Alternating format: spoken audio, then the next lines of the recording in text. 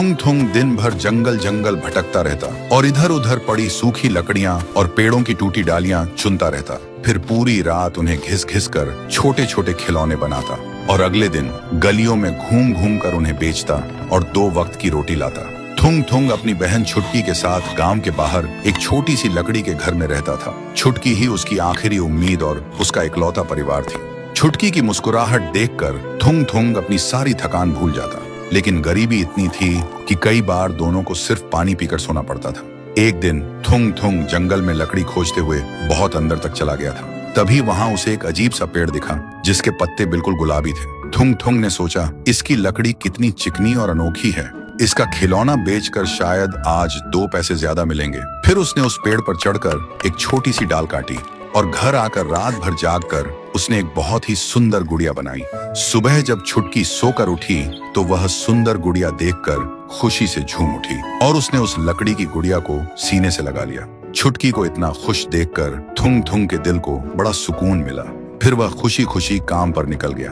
पर जब शाम को वापस लौटा तो उसने देखा छुटकी बिल्कुल चुपचाप बिस्तर पर बैठी है और वह गुड़िया जो सुबह तक छोटी थी अब थोड़ी बड़ी लग रही थी। थुंग थुंग को लगा शायद थकान की वजह से आंखों का धोखा होगा। फिर उसने छुटकी को आवाज दी, छुटकी आ खाना खा ले। पर छुटकी ने कुछ नहीं कहा। थुंग थुंग को लगा शायद उसे भूख नहीं है, इसलिए वह अपना काम करने चला गया। देखते देखते आधी रात हो गई थी। थुंग थुंग अपना काम कर रहा था, तभी उसके कानों में छुटकी के कमरे से एक अजीब सी आवाज आई। थुंग थुंग काम छोड़कर छुटकी के कमरे में गया। फिर जो उसने देखा, उसके पैरों तले जमीन खिसक गई। छुटकी जमीन पर बेजान पड़ी थी और उसकी खाल का रंग लकड़ी जैसा हो गया था और बिस्तर पर वह गुड़िया थी। उसका चेहरा अब धीरे धीरे छुटकी जैसा बन रहा था। तभी वह गुड़िया छुटकी की ही आवाज में बोली, भैया अब से मैं तुम्हारी छुटकी हूँ। सुनते ही थुंग थुंग समझ गया, वह गुलाबी पत्तों वाला पेड़ शायद कोई आम पेड़ नहीं था, बल्कि एक श्रापित पेड़ था जिसकी लकड़ी जिंदा लोगों की जान चूस लेती है। फिर बिना एक पल सोचे थुंग थुंग ने रोते हुए चीखते हुए उस श्रापित गुड़िया को बाहर ले जाकर आग लगा दी। आग लगते ही गुड़िया एक भयानक और डरावनी आवाज में चीखी जैसे किसी जानवर को आग लग गई हो और फिर वह राख बन गई।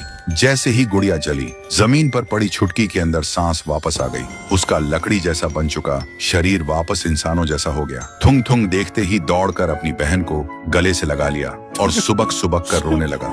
उस दिन के बाद थुंग थुंग ने कसम खाई कि अब वह कभी उस डरावने जंगल की तरफ मुड़कर भी नहीं देखेगा। तो दोस्तों, हर खूबसूरत चीज जरूरी नहीं कि अच्छी हो, क्योंकि कभी कभी सुंदरता के पीछे ही सबसे बड़ा श्राप छुपा होता है।